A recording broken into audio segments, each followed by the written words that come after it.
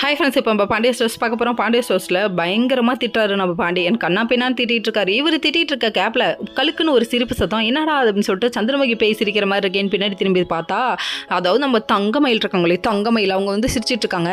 மயில் ஓவராட்டம் ஆடாத, டக்குன்னு ஒரு நாள் உடஞ்சி போய் உட்காருவேன் அப்படிங்கிற மாதிரி ஆயிடுச்சு. உடனே கடுப்பாயிடுச்சு நம்ம மீனாளுக்கு. அப்செட்டில் வந்து இவங்க ரூம்குள்ளே உட்காந்து அழுதுட்டு இருக்காங்க. சமாதானம் பண்ணுறேன்னு வந்த கோமதி அம்மாவும் நம்ம ராஜு இருந்துட்டு பேசி வாக்கில் நம்ம தங்க மயில் தான் போட்டு கொடுத்தான்ற விஷயத்தையும் சொல்லிட்டாங்க. அந்த டைம் பார்த்து வாலண்டரியாக வாங்கிக்கிட்டே காஃபி வேணுமா டீ வேணுமான்னு சொல்லிட்டு வந்து கேட்க, ஏன் எங்களுக்குலாம் கை கால் இல்லையா, போட்டு செஞ்சுக்க மாட்டோமா, நீங்கள் ஓவராக நடிக்காதீங்க, ஓவர் நைட்டில் நடிச்சு ஒபாமா ரேஞ்சுக்கு நடிக்க வேணாம் அப்படின்னு சொல்லிட்டாங்க.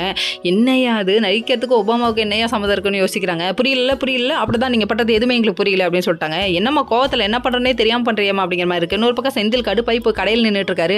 அங்கேயும் போய் விடலங்க. திரும்ப பேசுகிற நீ அப்படிங்கிற மாதிரி தான் இருக்குது நம்ம பாண்டியனை பார்க்க. அதாவது செந்தில் அப்படின்னு சொல்லிட்டு பார்க்குற இடம்லாம் திட்டுறாரு. இவர் என்னையா பார்த்தாவே கரிச்சு கொட்டிட்டு இருக்காரு. போய் நான் இங்கே இல்லை அப்படின்னு சொல்லிட்டு அவரு ஒரு பக்கம் கோவமாக கிளம்பி போயிட்டாரு. இன்னொரு பக்கம் நீ என்ன வேணா பேசின, கதிர் இருந்துட்டு கண்டுக்கவே மாட்டேன் அப்படின்னு ஒரு பக்கம் தெனாவட்டா தெரிகிறாரு. அதுக்கப்புறம் நம்ம ராஜு ஒரு பக்கம் ஆஹான்னு சொல்லிட்டு அழகாக மேக்கப் போட்டு கண்ணாடி முன்னே நின்று பார்த்துட்டு இருக்காங்க. என்னடான்னு பார்த்தா நம்ம கதிர் வாங்கி கொடுத்த ட்ரெஸ்ஸை போட்டு வந்து வெளியே நின்று என்கிட்ட டிஃப்ரெண்ட் தெரியலையான்னு கேட்குறாங்க.